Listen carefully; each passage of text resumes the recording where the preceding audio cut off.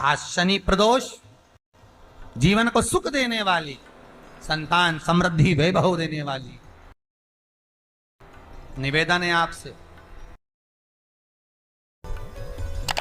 सूर्य अस्त का समय हो, प्रदोष का समय, प्रदोष काल, शाम के समय पर कटोरी में सरसों का तेल ले लीजिए। शंकर के शिवलिंग पर किसी मंदिर में जाकर सरसों का तेल शिव पर चढ़ा। तेल चढ़ते समय शंकर के शिवलिंग पर त्रिपुंड बना दें। ये एक उंगली, चीटी उंगली के पास वाली उंगली शंकर के शिवलिंग पर टच कर कर रखें और अपनी मनोकामना पूर्ण कहें। बाबा विश्वनाथ पूरा करता है। भगवान शंकर के द्वार पर स्वयं शनि महाराज आज मिलने के लिए, और जितने ग्रह नष्ट देने वाले हैं, कारक ग्रह हों, बेकार वृत्ति वाले हों, वो सब आज शनि सबके दोष मिटा देता है। शंकर भगवान के मंदिर में आज शनि प्रदोष के दिन, मंदिर में नहीं तो घर में अगर शंकर का शिवलिंग है तो एक दिया अवश्य लगाओ। शनि महाराज जीवन का सुख प्रदान करेंगे, आनंद। शनि प्रदोष, मान लो कोई व्यक्ति पैसे खाकर चले गया, नहीं दे रहा है, तो शास्त्र कह रहा है भगवान शंकर के मंदिर में शमी का पत्र, शमी का पत्ता, शमी पत्र, शंकर के मंदिर में काली तिल्ली के साथ में शमी पत्र। शनि प्रदोष, शनिवार की प्रदोष संतान का सुख देती है, और रविवार की प्रदोष जो काम दुनिया में कोई नहीं कर सकता वो अचूक फल की प्राप्ति रविवार की प्रदोष करा देती है। महाराज ऐसी प्रदोषों का नियम वर्णन किया चाहिए। भगवान कहते ठीक है, तू थोड़ी देर खड़ी हो। एकादशी सम्मुख खड़ी हुई, पार्वती जी ने जिस अंगुष्ठ का जल पीने के लिए लिया था हाथ में, बस पीने ही वाली थी, शंकर भगवान ने वही हाथ में जल लेकर एकादशी के हाथ में उसको देकर कहा, ले, ये मेरे द्वारा निर्मित एक व्रत है जिसे त्रयोदशी के दिन तूने मांगा है, मैं तुझे देता हूँ। आज इस व्रत का फल मैं तुझे प्रदान करता हूँ। अब तू जिस जीवात्मा को लेकर जाएगी उसका पाप प्रबल नहीं होगा। किसी स्त्री, पुरुष, बालक, बुजुर्ग जो भी होगा जिसने प्रदोष का व्रत करा होगा, वो जीवात्मा को तू किसी फल की कामना से नहीं, स्वतः ही लेकर चली जाए। उसमें कोई कामना नहीं है। बन सके जीवन में 11 प्रदोष या 26 प्रदोष करने के बाद आप उसका उद्यापन कर कर विराम भी दे सकते। पर जीवन में एक बार प्रदोष का व्रत मौका मिले, जिस कामना से जिस दिन का भाव आपके मन में आए कि मुझे रोग से मुक्ति पाना है तो ये प्रदोष मुझे करना है, मैं रोग मुक्ति के लिए, हम जो भी आपके मन में आ रहा है, संतान प्राप्ति के लिए शनिचरी आप उसका स्मरण कर। फिर लिखा शिव महापुराण में, बड़ा सुंदर लिखा वेदव्यास जी ने, मान लो आप प्रदोष का व्रत नहीं कर सकते, आप अगर व्रत नहीं कर सकते तो प्रदोष के दिन, प्रदोष काल में शाम का समय घड़ी के पहले से लेकर बात करता प्रदोष काल आप मंदिर में जाकर एक लोटा पानी 5 बेलपत्र समर्पित करते हैं तो प्रदोष का फल आपके भाग्य में प्रबल हो जाए। जिस महीने में जो प्रदोष पड़ा करे, जब प्रदोष पड़े, बन सके 1 बेलपत्र, बन सके 5 बेलपत्र, शमी पत्र, हरा मूंग बेलपत्र,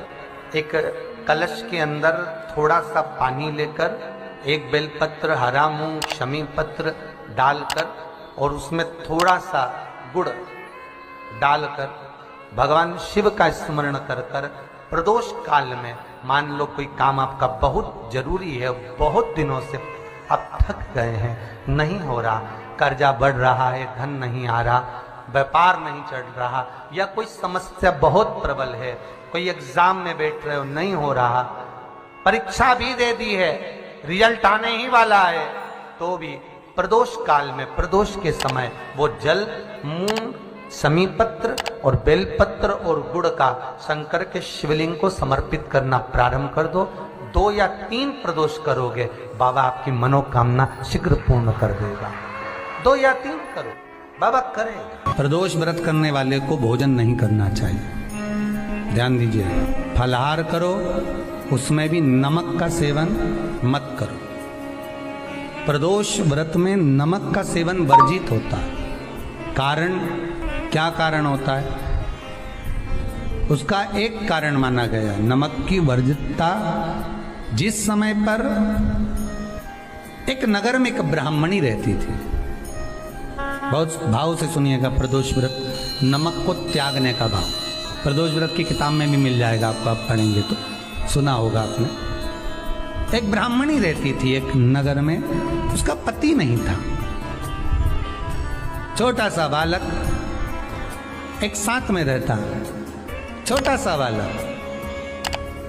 अब ब्राह्मण के घर की धर्म पत्नी है। ब्राह्मण कर्मकांड करने वाला, पूजन करने वाला, पाठ करने वाला, अनुष्ठान करने वाला, पूजन करने वाला, मंत्र जाप करने वाला, भगवत भक्ति में डूबने वाला। ब्राह्मण तो चले गया, ब्राह्मणी बच्चे के साथ रह रही। क्या करे वो? अकेली निवास कर रही, अकेली रह रही है। और ब्राह्मणी बच्चे के साथ भ्रमण करती रहती, घूमती, कहीं कहीं दर दर जाकर कुछ भिक्षा को मांग कर लेकर आ जाती। और भिक्षा लाने के बाद में उस भिक्षा को जब लेकर आती तो अपने बच्चे को भी खिलाती और स्वयं भी उसका पान करती। एक दिन ब्राह्मणी भ्रमण करते करते प्रदोष काल के समय पर शिव मंदिर में प्रवेश करी। प्रदोष काल के समय पर, और शंकर मंदिर में जब प्रवेश करा, प्रदोष काल किसको कहते हैं? सूर्य अस्त हो रहा हो, रात्रि प्रवेश कर रही हो, दोनों का जब मिलन हो रहा हो वो प्रदोष काल कहलाता है। दोनों का जब मिलन, सूर्यास्त हो रहा हो, रात्रि अपना चरण बढ़ाने के लिए आगे बढ़ रही हो, और दोनों का जब मिलन हो रहा है वो प्रदोष काल है, वो प्रदोष का समय है। ब्राह्मणी मंदिर में प्रवेश कर रही। जब ब्राह्मणी मंदिर में प्रवेश करी, मंदिर के अंदर पहुंची, प्रदोष काल का समय था, प्रदोष का समय चल रहा था। और प्रदोष काल के उस समय में, प्रदोष काल के उस समय में जब ब्राह्मणी ने देखा कि कोई भगवान की भक्ति में लगा हुआ है, भगवान के रस तत्व में डूबा हुआ है। आज ब्राह्मणी के पास में कुछ पदार्थ नहीं है, अपने बच्चे का पेट भरने के लिए कोई सामग्री नहीं है, और कुछ आस लेके वो प्रवेश करी है, कुछ आस लेकर वो अंदर प्रवेश कर जाती है। जब भगवान शिव की आराधना में डूबी हुई है, आराधना कर रही है, ये कुछ पाने के लिए चली गई, ये कुछ पाने के लिए गई, और इसके मन में आया कि मैं कुछ, मुझे भोजन का कोई पदार्थ मिल जाए, मुझे कुछ भोजन मिल जाए, और जब मुझे भोजन मिल जाएगा तब मैं जो पाऊंगी अपने बच्चे को भी पाऊंगी। पर जिस मंदिर में वो प्रवेश करी थी, जहाँ पर नारी पूजन कर रही थी शंकर की प्रदोष काल में, वहाँ पर पड़ी हुई कुछ वस्तु को इस ब्राह्मणी ने मांग लिया। मेरे बालक को बहुत भूख लगी है, मेरा बच्चा बड़ा भूखा है, इसके भोजन के लिए थोड़ी सी सामग्री दे दीजिए, इसके भोजन के लिए थोड़ा सा कुछ रस तत्व दे दीजिए। उसने उठाया थोड़ा सा पदार्थ, कुछ जो उसके पास में था वो दिया। जब दिया तो देने के बाद जब उसे प्राप्त हुआ, और होने के बाद में जब वो मिल गया उसको, तो उसने उस समय पर उस पदार्थ को जैसे ही मुख में लिया, लेते ही कहा, इसमें तो स्वाद नहीं है, इसमें स्वाद नहीं है। उस ब्राह्मणी ने बड़ा सुंदर एक संवाद कहा। घर का जो बड़ा होता है ना, घर का जो बड़े होता है, घर का बुजुर्ग जो होता है, घर का जो प्रथम स्थल प्राप्त करने वाला, मेन कुर्सी पर, अच्छी जगह पर जो बैठने वाला होता है ना, ब्राह्मणी कहती है वो कभी किसी वस्तु में ऐब नहीं देखता, मिनक नहीं निकालता। समाज के अनुकूट होते हैं, समाज के जब अनुकूट होते हैं महाराज, समाज के जब अन्नकूट होते हैं, बड़ी बड़ी समाजों में जब कार्तिक महीने में अन्नकूट महोत्सव होते हैं, बहुत सारा प्रसाद बनता है। जो बुजुर्ग होते हैं ना, बड़े समझदार लोग होते हैं ना, तो अन्नकूट की जब प्रसाद खाने बैठते हैं ना, उसमें नमक नहीं भी होता ना, तो नहीं बोलते कि इसमें नमक नहीं है। पर जो हमने डोनेशन दिया है, जब तुम आए थे समाज वाले, तो हमने 1000 का लिफाफा दिया, 500 का लिफाफा दिया, 2000 का लिफाफा दिया, और भोजन ऐसा बनवाया। एक व्यक्ति वो जो खाकर चुपचाप चले गया, और एक व्यक्ति वो जिसने प्रसाद पर उंगली उठाई। इन दोनों को अन्नकूट की तारीख पे इनका नाम लिख लो, और अगला अन्नकूट आए तब दोनों की दशा देखना। एक जो चुपचाप खाकर चले गया, भगवान के प्रसाद को प्रसाद मानकर, प्रभु का दर्शन मानकर लेकर चले गया, वो उन्नति की सीढ़ी पर चढ़ता चले गया, और जो मिनक निकालता रहा वो साल भर खटर पटर की जिंदगी जीता रहा। भगवान के प्रसाद में कभी भी ध्यान रखिएगा, भगवान के प्रसाद के अंतर्गत स्वाद की कोई मूलता नहीं होती। भगवान का प्रसाद स्वयं स्वाद है। भगवान के प्रसाद में नमक नहीं देखना, मिर्ची नहीं देखना, भगवान के प्रसाद में शक्कर नहीं देखना, भगवान के प्रसाद में कुछ ये नहीं देखना कि कितना माल डला, कितना घी, कितना बादाम, कितना काजू, कितना इलायची डला। हाँ, यहां तक शास्त्र कहता है कि भगवान का प्रसाद अगर बन रहा है तो उसकी सुगंध भी नहीं ली जाती है महाराज। यहां तक शास्त्र पर, जब तक भगवान उसको पानी ले तब तक उसका सुगंध भी नहीं ली जाती। और कई कई जगह तो भगवान को प्रसाद अगर सूखा सामान हाथ में आ गया, इलायची कैसी है, मंदिर के अंदर जाने वाली है भगवान को डालने के लिए, लाओ यार किसकी दुकान से आई इलायची बताओ, इलायची तो 25 बार सूंघा, हाँ हाँ अच्छी है, अब सूंघ लिया तो भगवान इसको स्वीकार करेगा क्या? अरे जम के तो बोलो। एक फूल तुमने बगीचे से तोड़ा और सोचा इसमें पहले मैं सूंघ लेती हूँ, इसमें स्वाद है कि नहीं, इस फूल में गंध है कि नहीं, इसमें सुगंध है कि नहीं, और फूल सूंघ लिया, उसके बाद तुम भगवान को देखो, भगवान स्वीकार करेगा नहीं। कई कई घरों में तो हंडी से दाल चलाती जाए ने हाथ में डाल के, ब्राह्मणी ने जैसी मुख में लिया थूक दिया। ये श्रेष्ठ नहीं है।